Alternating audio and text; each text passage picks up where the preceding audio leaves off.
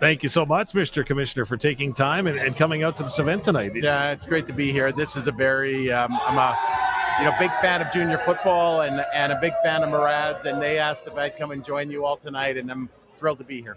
What does junior football mean to the development model when it comes to young athletes starting the sport to one day hoping to be like their heroes playing the sport in the CFL? Well, we've had, great junior football players that have gone on to be superstars, CFL athletes. And, I don't think you could really say enough about how important it really is. It opens up another pathway for players. It's an important pathway. I myself had a season of junior football before heading on to the University of Manitoba. I love it. I think we do. In fact, we talked about this with Murad this morning. We need to do more.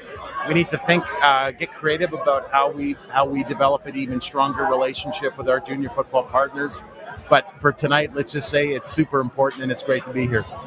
So, far be it from me to ever suggest something to the commissioner of the Canadian Football League. Well, listen, if you're not going to suggest something to the commission, you'll be the first person. I was going to put this on my father-in-law. You should start a club. Yeah, okay. There could be a club or two out there, is what right. you're telling me. Yeah. Well, this one was going to be from my father-in-law so that I could he feels that you should find sponsorship opportunities with cardiologists because he says he just can't take it with all the finishes this year. But I'm sure that's music to your ears. I love to hear that, and it has been a remarkable year. And you look at the way the Western Division is shaping up, and it's going to make for a very, very interesting finish here. And these games are, like we always talk about, wanting the games to matter all the way to the last. This could be the year where every single game matters. And ultimately, we could see some reshuffling of the deck here before it's all said and done. And how interesting is it that, a team like Edmonton, 0-7, they're not out of this.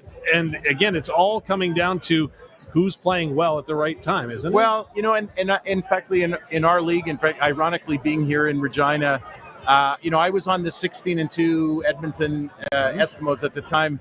And we had a 9-9 Riders team come into Edmonton and beat us, go on to win the Grey Cup.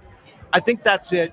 First of all, so injuries play such a key role, and that takes us back for a moment to junior football. We need to continue to develop the depth because you just don't know where those injuries are going to happen, and the more players that are capable of stepping in, the better you're going to be. So injuries will play a factor here before this season is done. Momentum and getting a hot hand late in the season can be a very powerful formula. I think we're going to be in for a wild finish and a very entertaining finish.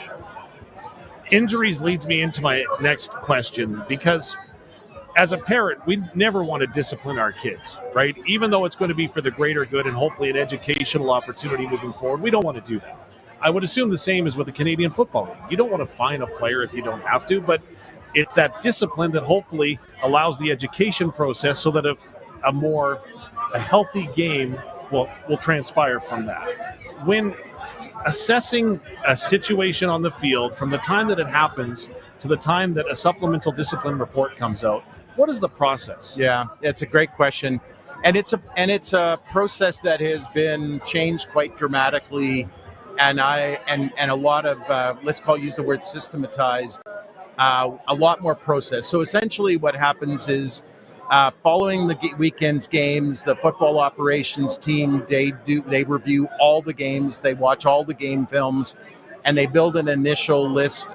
Some of it will come directly from the officials that will make a notation about an incident that's going to require a review. Some of it comes from reviewing the game film. So there's an initial list of plays or events that require a review. Once that list is compiled, then they run it through what we call a decision tree. And this was something we really worked hard on to make sure that we weren't dispensing discipline randomly. Wanted there to be some logic to, if this happened, we would do this. And it's quite thorough. So it accounts for a lot of the variables you might imagine that can, take place during an incident.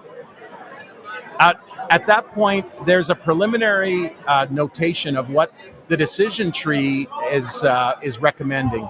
Some of those are now going to require a hearing. So the more serious of incidents they'll ask a player to attend a hearing. So for our football operations team, the player involved in the incident, often the CFL Players Association sit in on those, and we go through what happened, what took place in the incident, and then a report is written following the hearing, and all of it's compiled, and then I receive a recommendation along with the video clips from every play. So that's when I really get involved. So then I look at all the video clips. So on any given incident, there'll be somewhere between 5 to 7 different angles and views.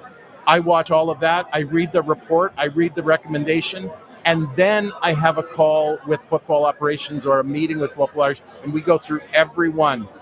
And they take me through their logic. They take me through the hearing. I tell them what I've seen, and then ultimately we have a conversation, and then I make a final decision. That's the process. So, very in-depth. Obviously, it isn't just throwing out a deck of cards here. But also there's the education component. You can never get somebody's health back, right? No. And a lot of the penalties are, hey, this is a dangerous play. We want this out of the game for player health and safety. Yeah. So where does the education component come in, whether it's to the individual player or just the league as a whole? Yeah, so, we regularly send out memos to the teams, noting something that took place. We'll be making recommendations. Our football operations are constantly talking with the GMs and coaches about things that are happening. We will at times, so just in the last couple of weeks, we sent out a memo to the players through the teams. We advised that we were going to be amplifying our supplementary discipline for hits on our quarterbacks. That's sending a message that we want our players to be more careful. We're always trying to be if not a full step ahead of the players, educating them on what's going to be permitted and what's not. Look, I'll tell you this. There's no joy for me, zero joy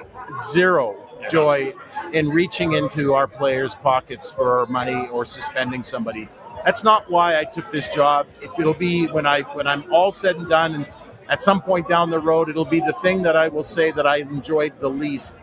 But it is a critical part of the commissioner's job, and it's one that I take very seriously. But we are trying to take a very proactive educational approach. We are trying to send out reminders so that the players can learn in real time. But it's a game of football. There's always going to be something that happens that's going to require supplementary discipline. We just try to approach it in the most thoughtful way we can. Commissioner Randy Ambrosie, we're up against the clock, but I do want to ask about education and awareness, and that's what the Canadian Football League has undertaken this week. So maybe quickly, the Indigenous logos have been released by the teams. It's a really great initiative this weekend. Yeah, again, something we're very proud of. As you know, we take our diversity and inclusion very seriously, and it's an authentic history, a league that opened the doors to so many athletes that didn't have opportunities elsewhere.